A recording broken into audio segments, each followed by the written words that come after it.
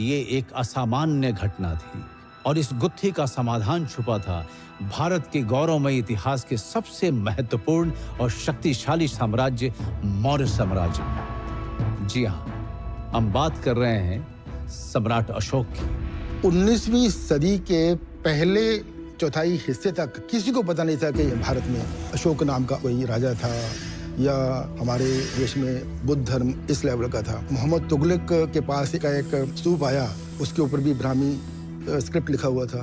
किसी को कुछ पता नहीं था कि ये क्या है। एक स्कॉलर प्रिंसिप जिनका नाम था, उन्होंने उस स्क्रिप्ट को 30 साल लगाए उसको डिसाइफर करने के लिए। उनकी डिसाइफर करने के बाद पता चला कि ये ब्राह्मी स्क्रिप्ट है और कोई अशोक नाम का कोई राजा था जिसने बुद्ध धर्म को पूरे देश में फैलाया। It is said that he built 84,000 stupas in his entire empire. His empire ranging from Afghanistan almost to the southern end of the Bharatavarsha. कई बार ये देखने में आता है कि पहले स्तूप बनाया गया होगा वो मड ब्रिक से बना हुआ है, जबकि दूसरी लेयर वो बर्न्ट ब्रिक्स की बनी हुई है। ये एक लेटर एडिशन हो सकता है और इस बात को प्रूव करता है कि जो ओरिजिनल स्तूप रहा होगा उसको ओपन करके अशोक ने वहाँ पे उसको एनलार्ज करवाया और उसमें बर्न्ट ब्रिक्स का इस्तेमाल किया। अगर आज पूरे एशिया में बुद्ध धर्म है तो वो अशोक के प्रयासों की वजह से है। ऐसे तो सम्राट अशोक बुद्ध के ज्ञान से पहले से परिचित थे, पर मानने वाले नहीं थे। कलिंग युद्ध में अभूतपूर्व रक्तपात देख के अशोक का हृदय परिवर्तन होता है और बुद्ध से उनका परिचय अब बुद्ध पर विश्वास में बदल जाता है। वे हिंसा का मार्ग छोड़ धर्म का कल्याणकारी रास्ता चुनते हैं। बुद्ध के ज्ञान और करुणा की छांव में मानव कल्याण और बौद्ध धर्म के प्रचार को ही अपने जीवन का लक्ष्य बना लेते हैं। जो भी व्यक्ति सच्ची आस्था के साथ बौद्ध धर्म में धातु अवशेषों पे कोई स्तूप बनवाएगा, he will be entitled to certain good fortune, like certain merits. कहते हैं मोगली पुत्र तिस्य की प्रेरणा से ही अशोक अपने समय के सभी 8 स्तूपों पर जाते हैं।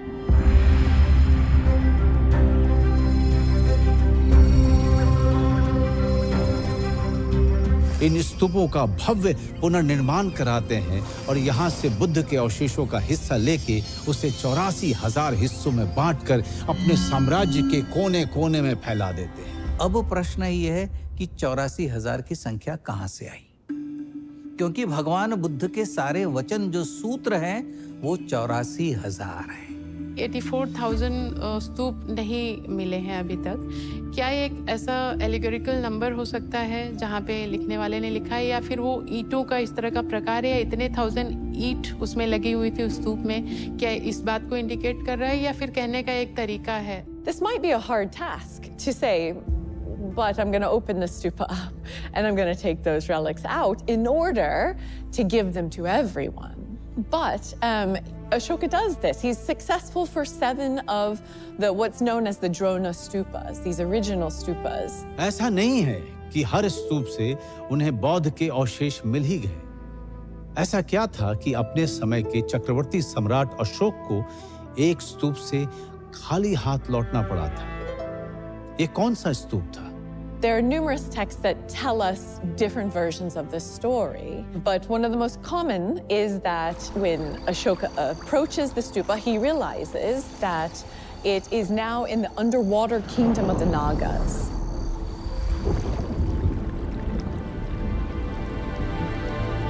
इसी बात का वर्णन अशोक अवदान भी करता है, and as a testimony to that, at Amravati we see that Nagas entangled and they are guarding a stupa. The 2nd century CE Amravati stupa has a relief carving which is now known as the stupa venerated by elephants.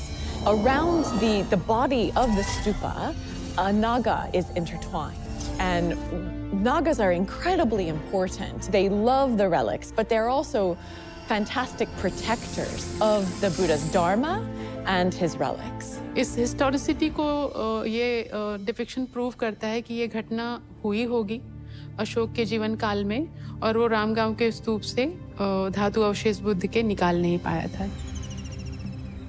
कोलियों द्वारा निर्मित रामग्राम का यह स्तूप बुद्ध के अवशेषों पर बने प्रमुख स्तूपों में से एक है, जो आज भी एक विशाल टीले के नीचे सुरक्षित और संरक्षित है। चूंकि यहाँ आज तक खुदाई नहीं की गई, इसलिए पुख्ता तौर पर तो कुछ नहीं कहा जा सकता, पर ऐतिहासिक तौर पर ऐसा दावा किया जाता है कि बुद्ध के अस्थि कलशों में से एक यहीं सुरक्षित है। ये जगह वर्तमान में यूनेस्को वर्ल्ड हेरिटेज साइट के अंतर्गत आती है। दुनिया के इतिहास में इसकी जो मिसाल कहीं नहीं मिलती है। दूसरे देशों के लोग राजदूत भेजते थे, इन्होंने धर्मदूत भेजे। तो उन्होंने बुद्धिज्म को न केवल एक्सेप्ट किया, बल्कि अपने बेटी संघमित्रा और बेटे महेंद्र को भी उस उद्देश्य से भेजा जहाँ पे वो जाके बुद्धिज्म को प्रोपेगेट कर सके। He sent his daughter, and she wanted to go, Sanghamitta. She traveled with 11 other nuns to the kingdom of Sri Lanka at the request of King Tissa, who wanted to establish an order of nuns there. So when Sanghamitta arrived, she gifted a cutting from the Bodhi tree from Bodh Gaya. The queen and many of the other women who attended her converted to Buddhism as well. The order of Buddhist nuns and Theravada Buddhism, it prospered for around 1500 years after the Buddha's death. So for a very long time, there's a strong tradition of this order of Buddhist nuns. Through trade, you disperse religion as well. And so we see areas in Southeast Asia adapting to Buddhism. पर ऐसा क्या कारण है कि अशोक के 84,000 स्तूप बनाने का ऐतिहासिक प्रमाण तो मिलता है, पर उनके मिले स्तूपों की संख्या 84,000 के शतांश भी नहीं है, महज दर्जनों में है। क्या वे बाद के शासकों द्वारा नष्ट कर दिए गए, या बाहरी आक्रांताओं ने अपने हमले में इन्हें मिटा दिया? क्या बाद में बौद्ध धर्म के यह अवशेष स्थानीय शासकों और विदेशी हमलावरों दोनों की हिंसा और क्रूरता का शिकार बने? खुद बोध गया का बोधि वृक्ष भी कई बार कई शासकों के द्वारा काटा गया।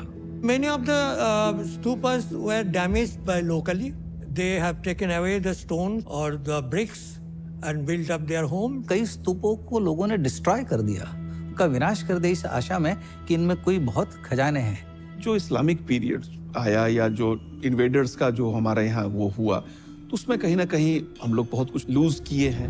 Later kings हुए, they were like Vaishnav and Shaiv, and they had inclination towards supporting those religions, but at the same time the inside structure of Buddhism itself, like inside corruptions, also contributed a lot to the way the Sangha slowly moved towards decay.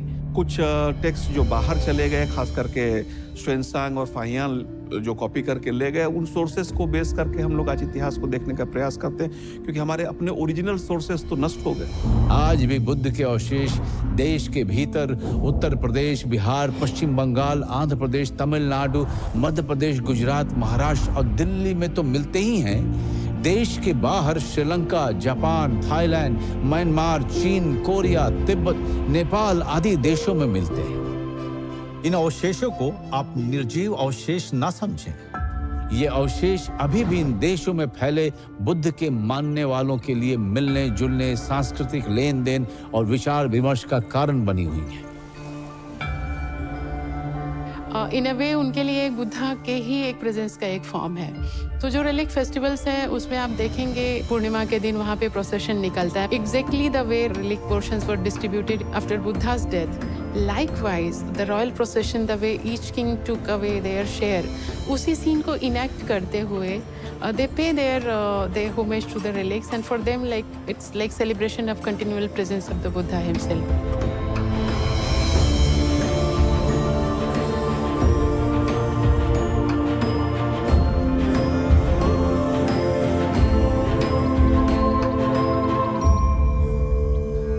अगला जो millennium है, अगले जो हजारों वर्ष हैं, वो बुद्ध के हैं, इसलिए कि बुद्ध ने अपने को कभी श्रेष्ठ घोषित नहीं किया, अपने को कभी ईश्वर घोषित नहीं किया। उन्होंने कभी नहीं कहा कि मेरा ही मार्ग ये है और जो मैं कहता हूँ इसलिए मेरे पीछे मत चलो, मैं जो कहता हूँ उसे अनुभव करो, और यदि वो तुम्हारे अनुभव पे खरा उतरता है तो ही उसे मानो। उन्होंने किसी पुस्तक को श्रेष्ठ नहीं माना। उन्होंने वेदों से भी प्रश्न करने को कहा, उन्होंने वेदों को भी प्रमाण नहीं माना। तो किसी एक पुस्तक की सत्ता में बुद्ध का विश्वास नहीं है। बुद्ध का विश्वास अनुभव में है, वो अनुभव जो आपकी कमाई है।